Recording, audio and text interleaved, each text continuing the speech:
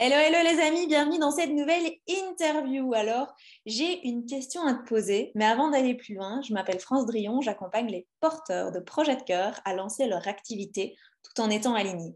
Alors, cette question, c'est une question que, à un moment donné, les personnes que j'ai interviewées n'ont pas eu le choix que de se poser.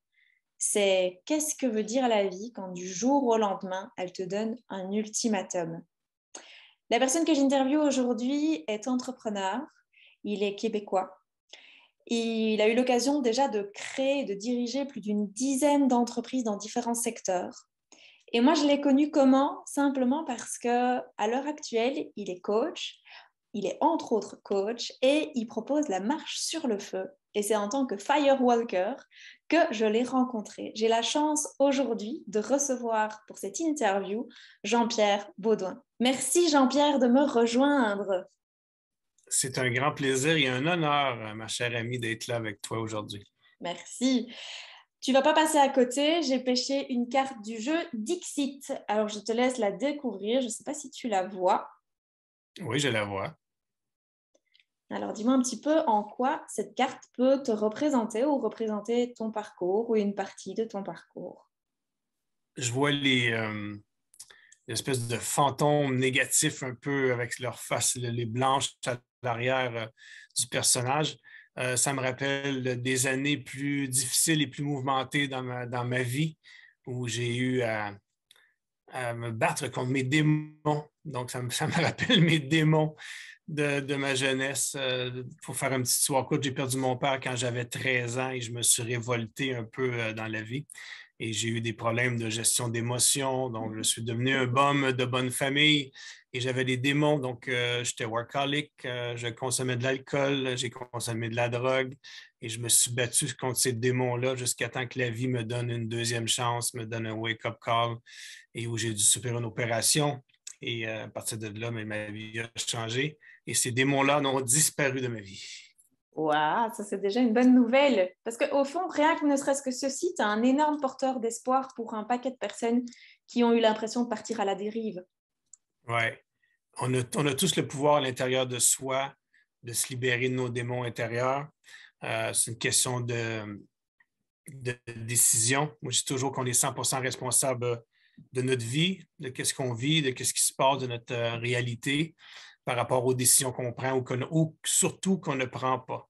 Donc, il faut être prêt à être responsable de notre réalité, de se regarder dans le miroir et de prendre les bonnes décisions pour devenir vraiment la meilleure version de soi-même. Et parle-nous un petit peu, tu as quelque chose d'abord à ajouter par rapport à cette carte-ci? Ben, je vois les deux ronds noirs en haut qui me font penser aux anciens albums de musique. Moi, j'étais un Mhm. passionné de musique et ma carrière a été, je vois des 33 tours moi, dans cette photo-là. Ma carrière, ça fait 30 ans que je suis producteur événementiel et j'ai produit plus de 5000 spectacles dans ma carrière. Donc, ça me fait penser à la musique qui flotte alentour de moi et qui m'a beaucoup aidé à à diminuer l'ampleur des démons qui venaient qui venaient me déranger dans ma quiétude. Donc, la musique a pris beaucoup de place dans ma carrière et dans ma vie, puis il y en a encore beaucoup. Et c'est ça que je vois dans ces deux ronds-là. Donc, c'est comme ça. Et encore quelque chose qui te parle ou pas spécialement? Pas spécialement, non. Pas spécialement. Ben, merci déjà pour ces informations. Alors, tu nous parlais de ce wake-up call. Alors, en français, ça serait l'élément déclencheur, ce serait ça? Pour... Oui, exactement. C'est un élément déclencheur. En 2013, j'ai eu certains problèmes avec un œil. J'ai commencé à faire des tests à l'hôpital pour voir ce que j'avais.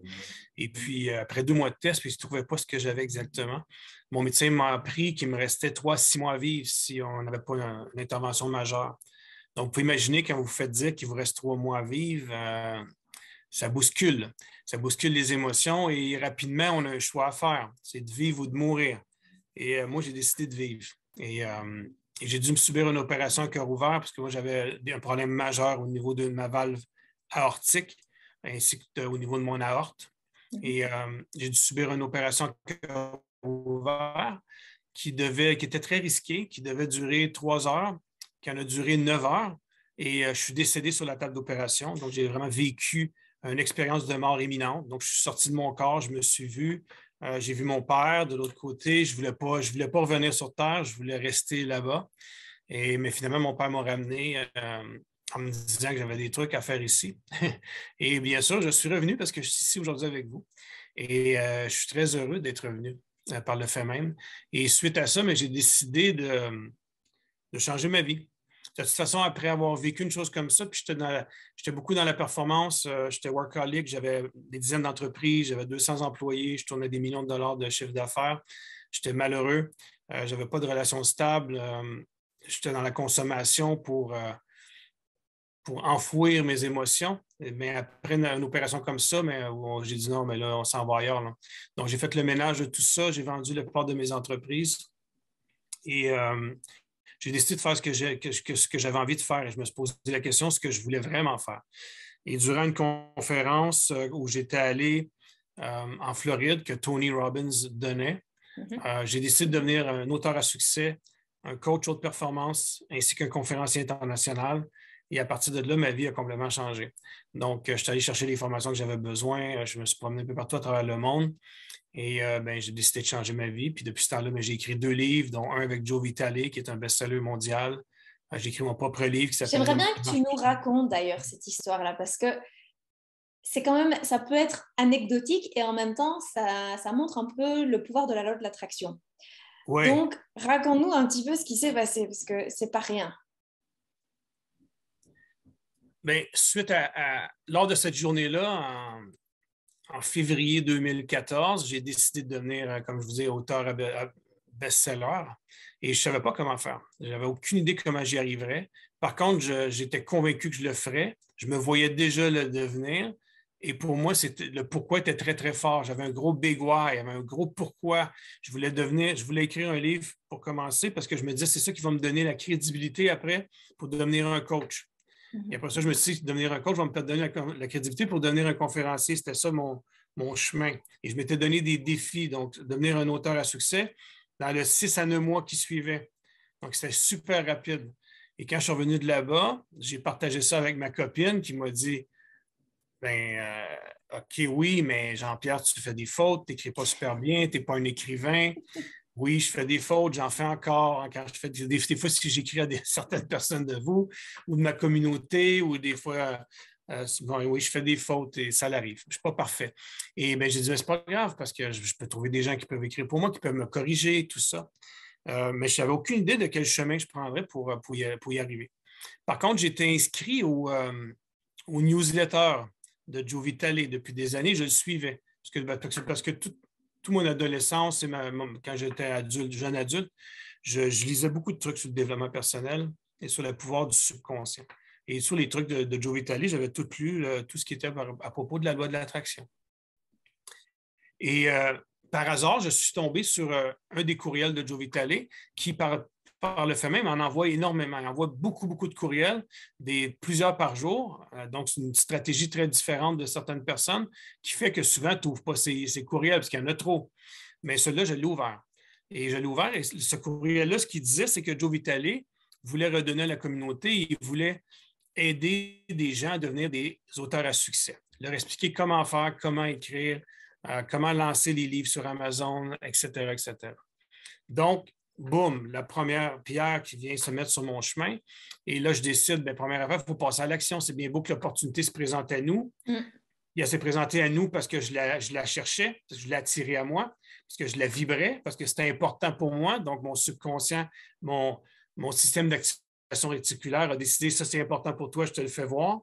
Donc, il me l'a fait voir. Mais après ça, bien sûr, il faut passer à l'action. La loi d'attraction, ce n'est pas juste demander, vous recevrez. Non, il faut faire des actions. Il faut le sentir émotionnellement également. Fait qu'émotionnellement, je le sentais beaucoup. Et là, j'ai écrit. Il fallait écrire une lettre pour expliquer pourquoi on devrait être choisi pour faire partie de ce collectif-là, parce que c'était un collectif qui voulait mettre en place avec 20 auteurs. Et c'était quoi pour moi la loi de l'attraction? Donc, j'ai pris mon crayon et j'ai écrit. Et j'ai envoyé mon papier à Joe Vitale. Et quelques semaines plus tard, j'ai eu un téléphone de lui et son équipe qui me disait vous avez été choisi, M. Baudouin, pour faire partie du projet. Et de cette façon-là que j'ai commencé à être en contact avec Joe Vitale et que de cette façon-là, on a j'ai écrit un chapitre de livre qui a été corrigé en anglais, parce que mon anglais n'était pas parfait. Et puis, et voilà. Puis, on avait des webinaires qui nous expliquaient par Joe et son équipe comment lancer un livre, comment faire la production, comment faire le web, comment se vendre, comment faire notre branding, tout ça. C'est quand même énorme ce que tu nous dis parce qu'en dehors du fait que tu as créé cette opportunité-là, il faut se rappeler, je ne sais pas si tu es 100% bilingue, mais en tout cas, l'écriture en anglais, c'est peut-être pas ton point le plus fort. Non. Et tu es quand même repris. Oui. Donc, c'est pas parce qu'on est le meilleur qu'on est repris. C'est parce que, voilà. Ils m'ont pris pour l'histoire que je leur ai contée. Puis quand je leur ai écrit, je leur ai dit, moi, vous devez me prendre. Je suis la meilleure personne pour vous. Il faut croire en nous. Il faut le démontrer, il faut le dire aux gens. Et je m'exprime très bien en anglais à ce moment-là également, parce que j'ai étudié dans des écoles de hockey en anglais, donc mon anglais était bien, mais à l'écriture, pas très bien. Et pour pouvoir exprimer des choses très là-bas de l'attraction et comment je me sens, compter mon histoire, bon, j'y arrivais, mais bon, ça avait besoin d'un peu de correction. Mais bon, ça a fonctionné. Donc après tout ça, on a eu des formations et tout ça, et le livre est sorti. Et à la sortie du livre, le livre était un best-seller. Parce que Joe Vitale, dès qu'il sort un livre sur Amazon, il est best-seller 24 heures plus tard. Parce que bon, il y a probablement une stratégie de mise en vente. Il y a des pré-ventes qui se font, tout ça, qui fait que la journée même du lancement, les ventes sont déjà là et on devient un best-seller à ce moment-là. Donc de cette façon-là, j'ai réussi à être best-seller. Mais juste si tu peux me permettre une parenthèse pour aller plus loin, donc à ce moment-là, c'était mon premier contact avec Joe Vitale. Puis à un moment donné, je me suis dit, un jour, je partagerai la scène avec Joe Vitale. Je m'étais dit ça à ce moment-là. Et ce week-end, ce dimanche, j'ai organisé un sommet sur l'abondance qui s'appelait Créer concrètement l'abondance dans sa vie. Et un de mes invités dans ce sommet-là était Joe Vitale. Donc, il est venu partager la scène virtuelle avec moi durant toute une journée. Il a fait 2 interventions. Donc, quand on croit vraiment à quelque chose, on peut vraiment créer des choses extraordinaires. Et voilà. Donc, oui, c'est une super belle histoire. Et puis Joe, en plus, il a traduit un de ses livres en français juste pour le sommet qu'on a lancé hier, dimanche. Et puis, j'ai eu l'honneur de faire la préface de son livre. Donc, il m'a demandé de faire la préface de son livre. Et là, on travaille présentement sur sa venue en présentiel au Québec en septembre 2023. Donc, il faut oser. Pour moi, c'était une personne inaccessible. C'était un mentor extraordinaire. C'est l'ultime personne pour nous parler de la loi de l'attraction. Et puis, et voilà, il fait partie de mon environnement présentement et j'en suis très, très reconnaissant. J'aime beaucoup ce que tu dis parce qu'il y a vraiment cette notion de faut y croire. Et dans y croire, c'est pas y croire dans le manque de quelque chose, c'est y croire dans la gratitude d'avoir déjà tout ce qu'on a enfin, voilà, il y a quelque chose de très. Enfin, il y a aussi une notion de temps dans ce que tu expliques parce que c'est pas. Quand tu as écrit le livre avec lui, tu t'es dit j'ai envie de partager la scène, tu savais que ça arriverait, tu savais juste pas quand. Et là maintenant tu sais quand. Oui, c'est même arrivé déjà. Ben voilà, c'est déjà arrivé et ça va encore se reproduire. Oui, puis dans la vie, on doit croire profondément, on doit avoir la certitude ce que l'on veut, on peut le faire. On doit se voir déjà en train de faire ce qu'on veut faire. Donc, je dis toujours, si tu veux devenir un best-seller, dis pas « je veux devenir un best-seller », dis « je suis un best-seller ». Je suis ce que je veux devenir. Et agis comme si tu l'étais déjà et tu vas le devenir. Et en visualisant ce qu'on veut vraiment, parce qu'une façon d'améliorer la croyance en quelque chose, c'est de se visualiser en train de le vivre. Et quand on se visualise, notre corps ne fait pas la différence entre ce qui est vrai et ce qui est faux. Donc, notre subconscient a l'impression vraiment de le vivre. Et à l'intérieur de soi, on vit ce que l'on visualise. Et donc, ça nous facilite après ça la création, parce que c'est un peu une co-création. On co-crée, nous et l'univers, on co-crée notre réalité. Et l'univers met sur notre chemin les choses à laquelle on croit et les choses à laquelle on s'identifie vraiment. Donc, c'est très puissant et ça fonctionne. Moi, je l'utilise depuis toujours. Et puis, puis la base de tout, c'est de croire. Vous devez croire. Que vous croyez que quelque chose est possible ou impossible, vous avez raison dans les 2 cas. Si vous croyez que quelque chose est impossible, vous ne ferez jamais les actions nécessaires pour y arriver. Et vous allez vous auto-saboter vous-même. Si votre subconscient, vous dites à votre subconscient que vous n'êtes pas capable de faire quelque chose ou que quelque chose est impossible, il va tout faire pour vous prouver que vous avez raison. Donc, il va vous mettre les embûches, il va vous empêcher de faire les actions et vous ne rencontrerez pas les bonnes personnes et vous ne tomberez pas sur le bon courriel qui va vous amener à rencontrer la bonne personne, etc., etc. Donc, la base de tout, c'est d'être dans un bon état d'esprit et de croire qu'on est capable de faire et de devenir qui on veut. Et comme Joe Vitale dit, on peut être, faire et avoir tout ce que l'on veut dans la vie. Il s'agit d'y croire et de faire le premier pas. Ça revient sur ce dicton qu'on nous dit toujours, je ne crois que ce que je vois.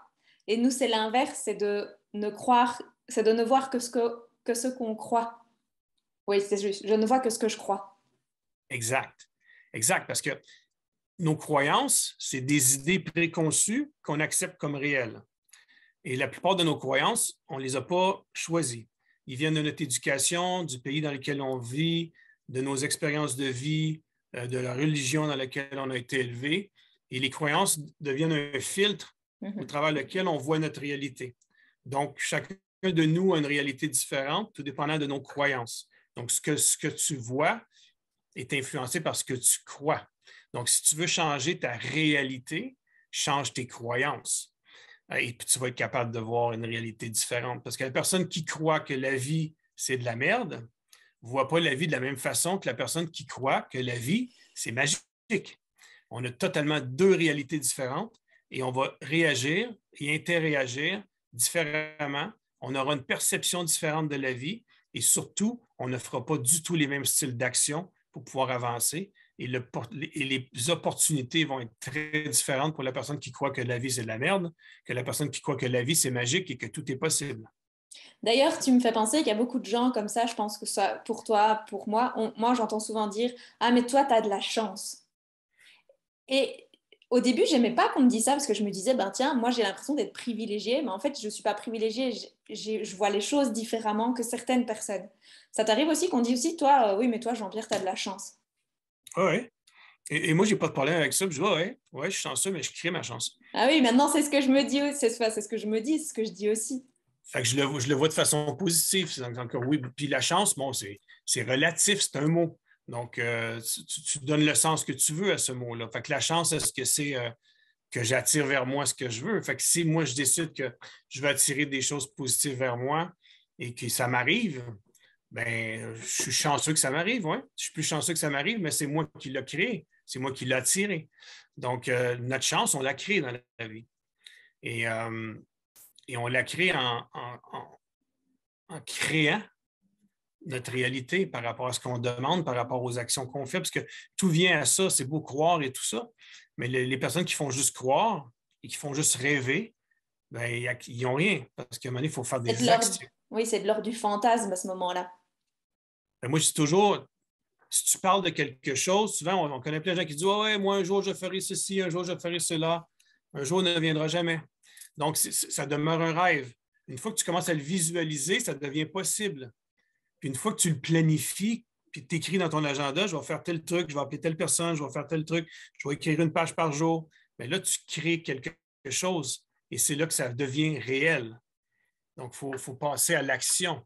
Fait que souvent, moi, je dis au monde, c'est beau, tout ce que vous voulez, c'est vraiment cool, mais c'est quoi les actions que tu es prêt à faire maintenant pour le créer? Parce que la création passe par des actions.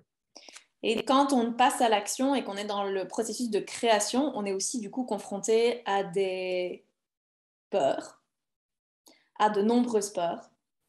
Qu'est-ce que tu dirais, comment est-ce que toi tu appréhendes cette peur, tu l'apprivoises parce que j'imagine que tu n'es pas du coup devenu un surhomme et tu es quand même toujours confronté à cette peur, mais tu la vois probablement différemment. Oui, non, je ne suis pas un surhomme du tout. Oui, la peur, elle existe, on a tous peur de trucs. Par contre, ce qui est dangereux avec la peur, c'est que les gens, tu sais, la peur, c'est une émotion de survie. Donc, c'est une émotion qui a été mise dans l'être humain pour lui permettre de survivre. Et j'ai bien ri ce week-end parce que Joe Vitale en a parlé, puis il a dit, ben, jusqu'à date, ça fonctionne très bien pour nous tous parce qu'on est tous encore en vie, ceux qui nous entendent. Par contre, on utilise la peur. Moi, je dis que la peur, c'est le pouvoir de l'imaginaire. Donc, on crée des situations de doute, de peur en avance en regardant le futur. Donc, on s'imagine des histoires, on s'imagine ce qui pourrait arriver et ça nous fait peur. Et ce qui est dangereux là-dedans, c'est que le système, notre corps, notre subconscient ne fait pas la différence entre ce qui est vrai et ce qui est faux, comme je disais tantôt. Donc, quand on vit la peur en imaginant des choses ou en ayant peur d'être jugé ou en ayant peur de ne pas être assez bon par rapport à quelque chose ou qu'est-ce qui pourrait arriver dans le futur, bien, notre biochimie change comme si l'événement nous arriverait vraiment. Donc, c'est très destructif. Donc, ce qu'il faut faire, c'est de porter attention aux histoires qu'on se raconte, parce que les peurs viennent toujours d'histoires qu'on se raconte. Et quand on est dans le futur, on est dans l'angoisse, dans le stress, dans la peur. Fait qu'il faut revenir au moment présent, puis où on a le contrôle. On a le contrôle sur ce qui se passe aujourd'hui même dans nos vies. Et moi, ce que j'aime, c'est d'apprendre à danser avec la peur. Parce que la peur, c'est rempli de puissance. C'est hyper puissant, la peur. Donc, pourquoi pas devenir l'ami de la peur et quand les choses nous font peur, dire, OK, comment je peux prendre cette énergie-là pour l'utiliser pour m'aider à passer à l'action et non pas pour que ça me bloque à passer à l'action. Je dis toujours, moi, que derrière nos plus grandes peurs se retrouve la meilleure version de nous-mêmes. Et souvent, pour ne pas dire tout le temps, ce qui nous fait le plus peur, c'est exactement ce que l'on doit faire. Donc, des fois, quand on a des projets devant nous, puis on a vraiment peur d'appeler quelqu'un, d'oser faire une demande, c'est exactement ça que vous devriez faire parce que c'est derrière nos peurs qu'on grandit, c'est derrière nos peurs qu'on trouve les pépites d'or qui nous permettent d'aller plus loin. Et quand on n'ose pas appeler quelqu'un parce qu'on a peur qu'il nous dise ci ou ça, c'est juste des histoires qu'on se raconte. Et 95% des histoires qu'on se raconte n'arrivent jamais. On a déjà tous vécu des moments où on se dit oui, mais là, je ne voudrais pas appeler ma tante Monique parce que j'ai entendu dire qu'elle est fâchée après moi et que là, elle a dit à l'autre que si, que ça, puis si je l'appelle. Ah, les histoires et l'interprétation. Pour finalement apprendre qu'il n'y a absolument de rien de ça qui existe. On a une faculté de se prendre pour Spielberg à certains moments. Oui, c'est très bien dit, oui. Ouais. On se développe des histoires. Puis moi, je dis toujours, ta gueule. Parce que votre cerveau, il part en vrai. Mais c'est comme, wow, on s'en va pas là.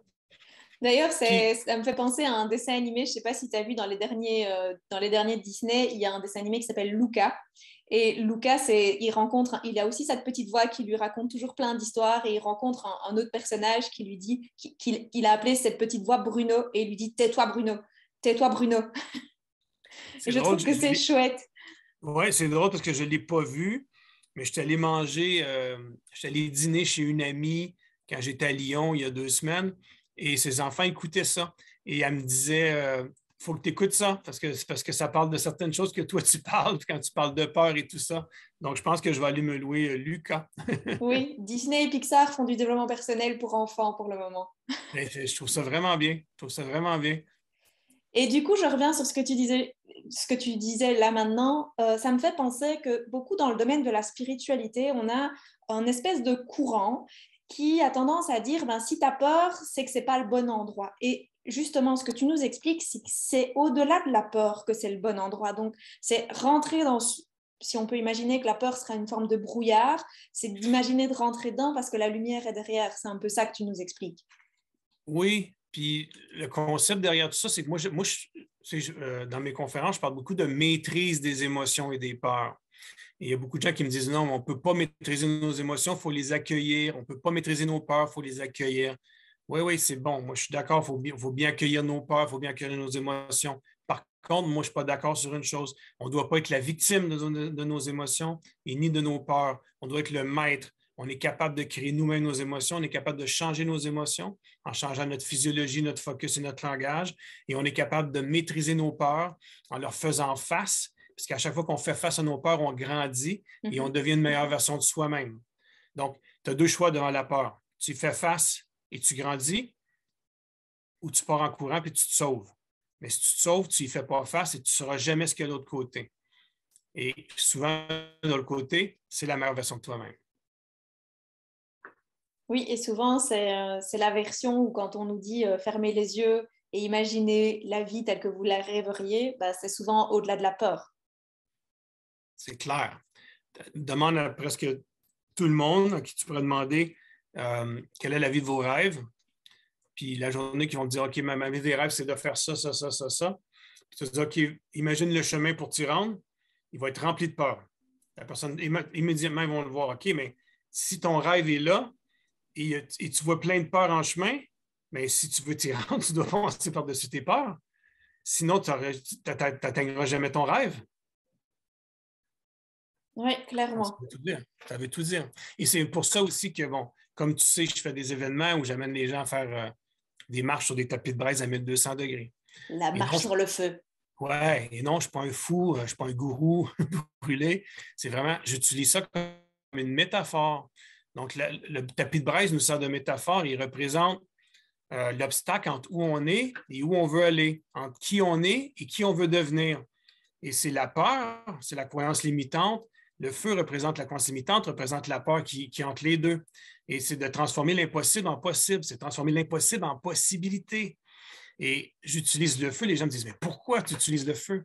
Mais j'utilise le feu justement parce que c'est notre plus grande peur.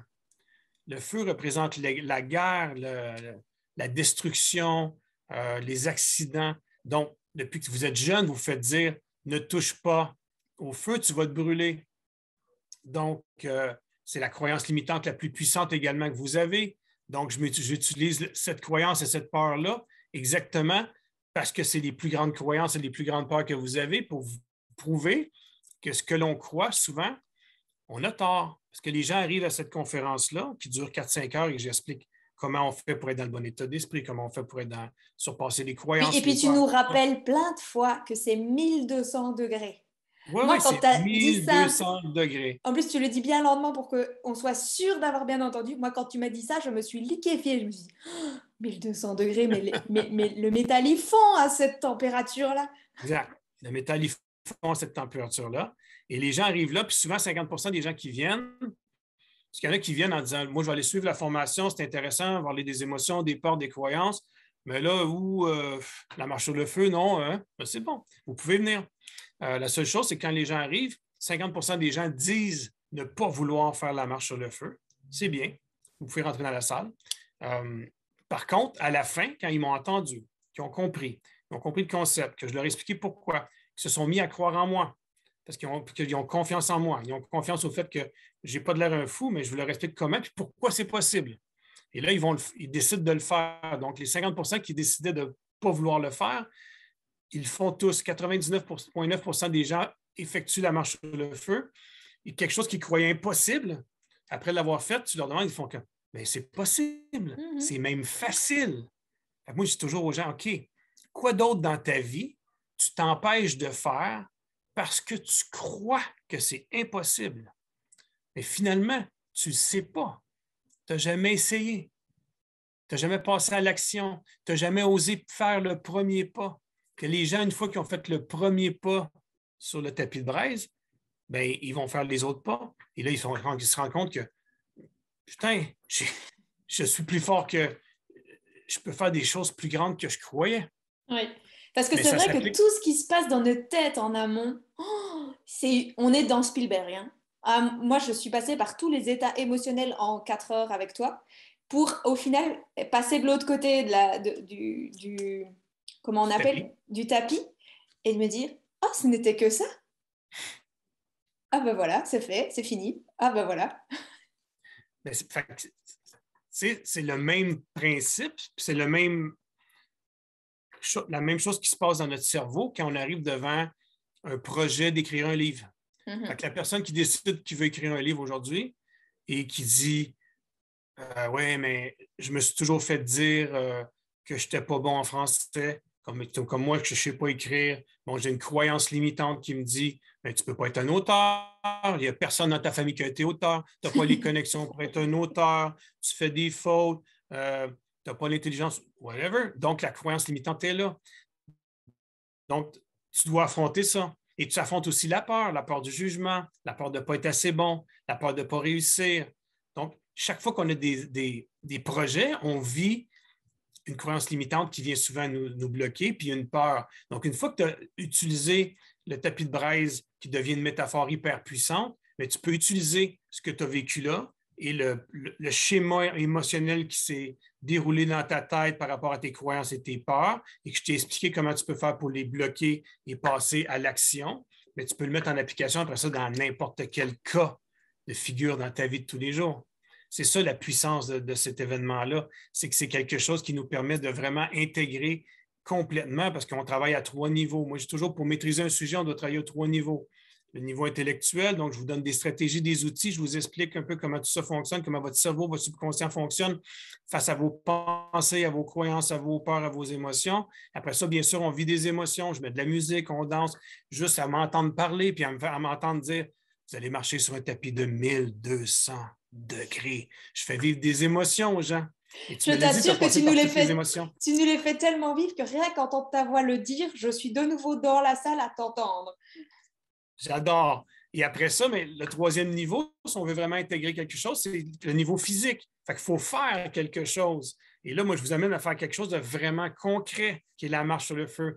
Donc, vous venez d'intégrer tout ce que je vous ai expliqué dans la journée, puis que vous avez vécu émotionnellement. Une fois que vous allez faire la marche sur le feu, ça va être intégré à l'intérieur de vous pour toujours. Vous ne pouvez pas ne pas vous souvenir d'avoir fait ça. Dans 20 ans, si je te demande, France, est-ce que tu as déjà fait une marche sur le feu? Tu vas t'en souvenir, puis tu vas dire oui, puis c'est Jean-Pierre Baudouin. Donc, moi, je suis chanceux parce que tous les gens qui viennent à mes conférences se souviennent de moi pour toujours, parce que tu ne peux pas ne pas t'en souvenir. C'est majeur. Et après ça, tu peux utiliser cette force-là et ces enseignements-là qui sont intégrés à l'intérieur de toi, qui font partie de ton identité. Et là, tu as compris comment on peut faire pour surpasser une croyance limitante, surpasser une peur et se donner le droit de faire le premier pas pour aller atteindre notre objectif malgré nos croyances et nos peurs. C'est ça la puissance de tout ça. Je mettrai les liens vers ton site internet où on peut retrouver les infos pour tes prochains événements parce que tu voyages au Canada, mais tu voyages aussi en Europe pour la marche sur le feu et pour tes conférences. Donc comme ça, je pourrais mettre tout ça en lien de cette interview. Merci beaucoup. J'aimerais bien revenir sur un truc que tu nous as dit tout au début. Tu étais ce qu'on appelle un entrepreneur à succès. Ça t'a pas empêché à un moment donné d'avoir un ultimatum de la vie.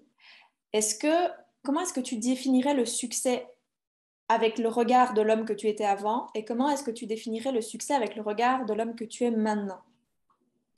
Le succès dans mon regard de l'homme que j'étais avant, c'était un succès d'ego. C'est-à-dire? Donc, c'était un succès de réussite. Donc, j'avais besoin de me sentir important. Donc, j'avais besoin d'être significatif et c'était l'ego qui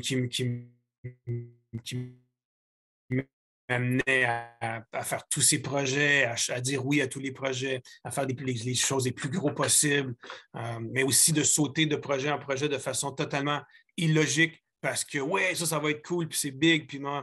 Donc, c'était beaucoup amené par mon ego. Maintenant, je suis beaucoup ailleurs. Là, je suis vraiment, je pourrais dire ça, élevé par la raison, le pourquoi je fais quelque chose. Tu sais. Moi, je me suis donné comme objectif, comme mission de à chaque jour travailler à devenir une meilleure version de moi-même. Fait que je commence par moi, le succès commence par moi et moi en tant qu'être humain. Et après ça, j'ai décidé d'aider les gens à devenir une meilleure version d'eux-mêmes. Et je me vois au service de ça. Je me vois au service d'aider les gens à faire ça. Donc, c'est plus grand que moi ce que je veux faire.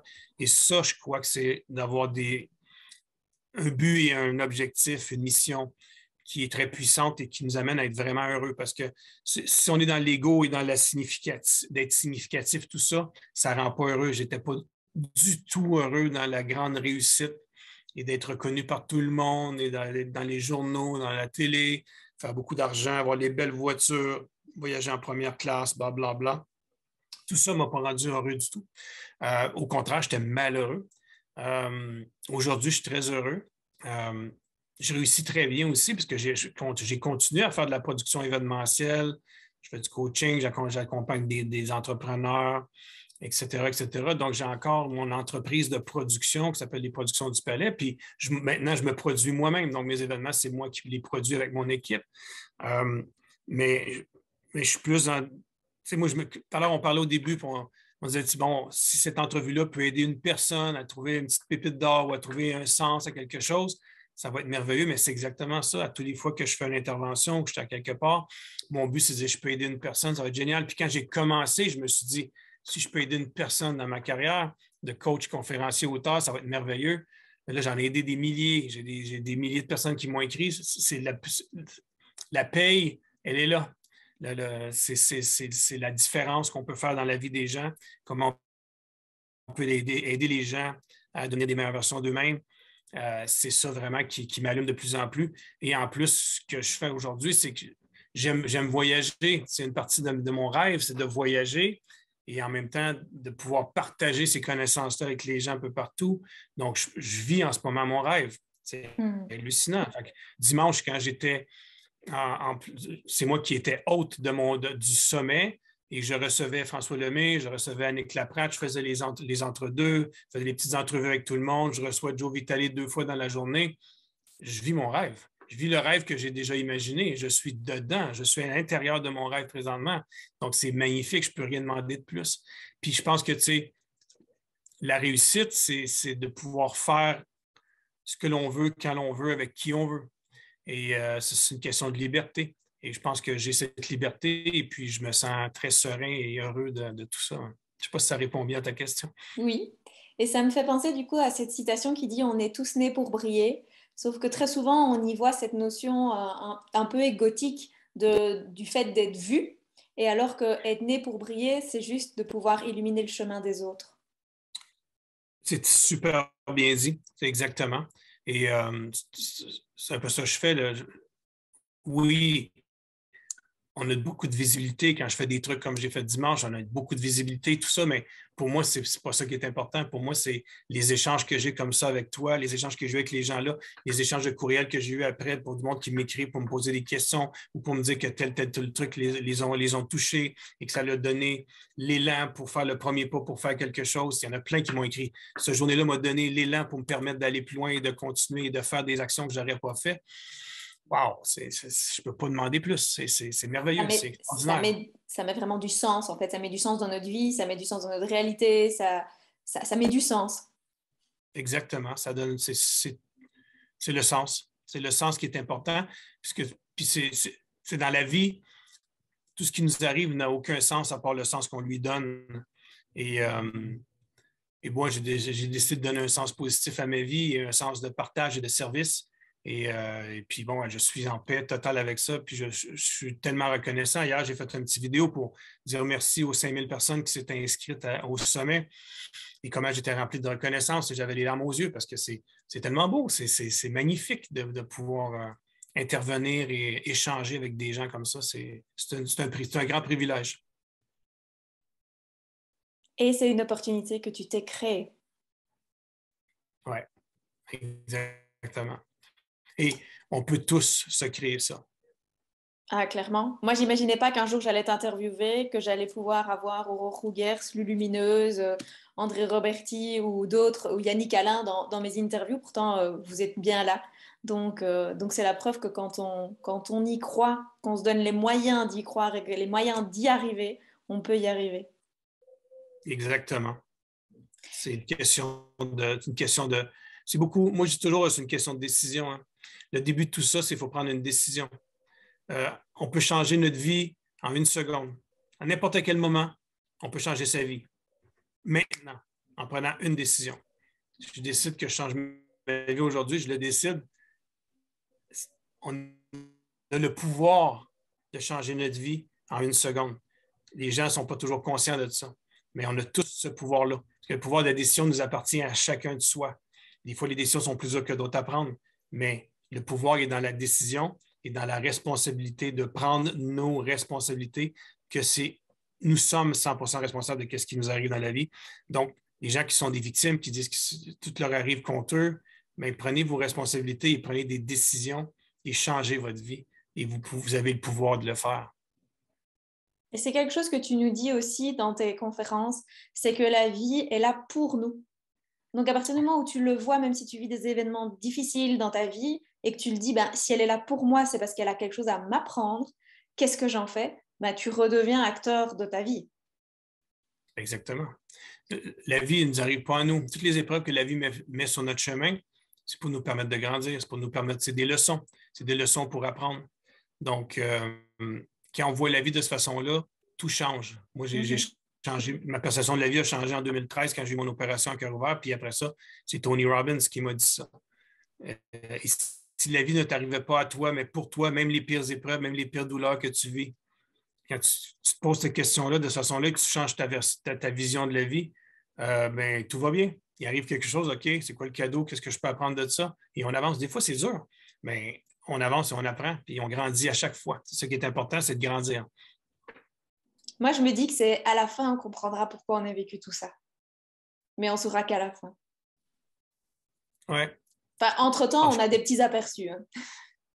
Ouais, je crois que oui. Je crois qu'entre-temps, on peut avoir des aperçus, parce que des fois, on peut dire, ouais, mais t'es arrivé telle chose il y a 10 ans, et aujourd'hui, je suis capable de réagir comme ça, et j'ai les outils pour faire face à ça parce qu'il m'est arrivé telle chose il y a 10 ans. Et moi, ce que je suis devenu aujourd'hui, c'est des fois, le monde me dit, t'aimerais ça changer ta vie, toutes les années que tu as passées à être workaholic, à consommer, tout ça. Je dis, non, je n'ai pas envie de rien changer, moi. J'ai eu énormément de plaisir à ce moment-là et je suis devenu qui je suis aujourd'hui grâce à tout ça. Tout à fait. Et j'ai des forces qui me viennent de cette période-là. Une sensibilité qui me vient de cette période-là aussi. Donc, il ne faut jamais regretter quoi que ce soit. Ça bâtit qui nous sommes aujourd'hui. Acceptez-vous comme vous êtes avec tout ce que vous avez vécu. Ça, c'est un beau message, ça. Ouais. Si tu avais un conseil, juste un conseil à donner à une personne qui a un projet dans son cœur et qui tâtonne, qui ne sait pas trop se lancer, qu'est-ce que tu lui dirais? Lance-toi. Lance-toi parce que la vie est trop courte pour avoir des regrets. La vie est trop courte pour ne pas vivre dans un bel état d'esprit. Le privilège de vieillir n'appartient pas à tous. Donc, si tu as un projet, tu as un rêve que tu as envie d'accomplir, la seule personne qui peut t'empêcher de l'accomplir, c'est toi-même. Donc, crois en toi, passe à l'action et prends la décision. Et au moment où tu vas prendre la décision de vraiment vouloir quelque chose, on ne peut pas juste dire je vais essayer de réussir mon projet. Ça ne fonctionne pas. Si tu essaies de faire quelque chose, ça ne fonctionnera pas. Tu ne peux pas dire, en anglais, c'est do or not do. Fais-le ou fais-le pas. Fait que dans la vie, il faut vraiment décider que ça devient, en anglais, on dit un must. C'est un must. Je dois absolument créer ça dans ma vie. Puis la journée, vous allez décider qu'il n'y a personne qui peut m'empêcher de créer ça, mon projet, mais vous allez passer à des actions qui vont être inspirées et des actions faites dans la certitude et l'inspiration créent des résultats. Et quand vous allez bâtir vos résultats, mais bâtissez ces résultats, puis plus que vous allez avoir des résultats, plus que vous allez créer un momentum qui va vous amener à croire encore plus dans votre projet. Mais tout commence par une première décision et surtout de croire profondément en vous. Tout se passe là. Si vous ne croyez pas, vous n'y arriverez jamais. Puis la seule personne qui peut croire, c'est vous. Vous devez vous-même décider de croire. Donc, moi, je dis à tout le monde, tous les projets sont bons. Tout ce que tu peux rêver, tu peux l'atteindre. Il s'agit juste de prendre la décision et de passer à l'action. Ça paraît simple, mais c'est ça. Mais c'est au final, le début est aussi simple que ça. Oui. Et si tu avais une lecture à conseiller, quel serait un livre qui t'a impacté? Je vais vous nommer un livre que j'ai lu il n'y a pas longtemps. C'est justement le nouveau livre de Joe Vitale, qui est vraiment un livre, un petit livre très court. C'est les 5 secrets, comment accélérer la loi de l'attraction. Et c'est Joe Vitale qui a écrit ça après 30 ans d'avoir écrit sur le sujet de la loi d'attraction des centaines de fois, d'avoir accompagné des gens en coaching au niveau de la loi de l'attraction, qui a fait un résumé de ce qui est vraiment important. Fait que justement, les gens qui ont des projets qui veulent attirer, c'est un bijou de petit livre que j'ai lu déjà 3 fois depuis qu'il est sorti, parce que j'ai reçu la copie en primeur il y a 2 semaines. Puis comme je vous ai dit, en plus, j'y ai fait la préface, donc c'est hallucinant. Lisez la préface. Allez voir un peu mon histoire. Mais sérieusement, je vous le recommande, pas à cause que j'ai fait la préface. C'est vraiment un bouquin, comment je pourrais dire ça? Simple sans être simpliste, qui va à la base et qui est comme moi. Moi, je crois beaucoup à la simplicité puis que les choses ne devraient pas être compliquées. Puis faites-le, arrêtez de poser trop de questions. Tu lis ça, ça prend 1 heure. Tac, tac, il est lu. Ben, tu lis 3, 4 fois, 5 fois pour voir vraiment. La répétition, c'est la mère de l'apprentissage. Donc, il faut lire Surtout des que choses plusieurs fois. dans la lecture, l'apprentissage, il est juste de 10%. Donc, du coup, c'est intéressant de les relire. Oui. Et je pourrais te donner, je t'enverrai tantôt le lien direct pour pouvoir aller acheter le livre, qui est en spécial encore aujourd'hui jusqu'à minuit en passant, mais c'est un petit bijou. C'est un petit bijou de livre que j'adore et que je vous recommande fortement, sérieusement. Eh bien, merci beaucoup. Merci du coup, Jean-Pierre, pour ce moment que tu nous as alloué. Ça a été un plaisir.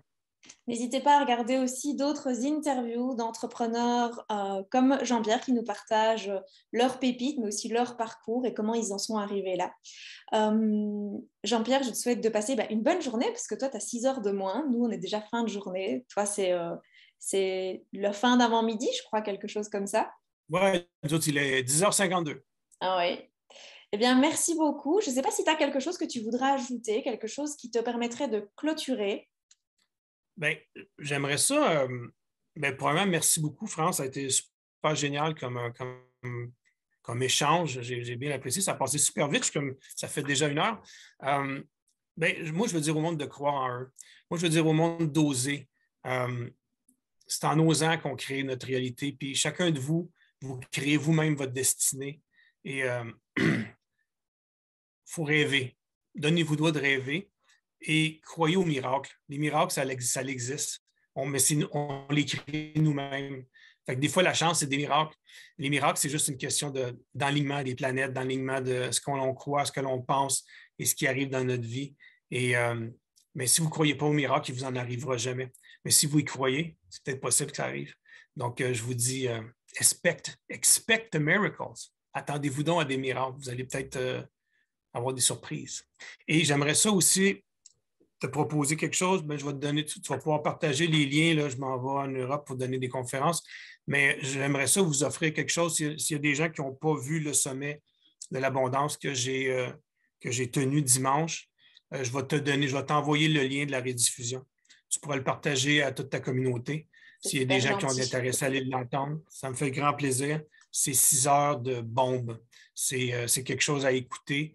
Et ça me fait plaisir de le partager avec ta communauté, France. D'autant plus que ce sont des tout grands entrepreneurs québécois du côté américain, de ton côté. Ouais. Ce sont vraiment des super personnes qui sont vraiment inspirantes dans leur parcours. Donc, j'imagine la richesse de tes pépites qu'il doit y avoir dedans. Donc, merci. Je t'ai perdu, je crois.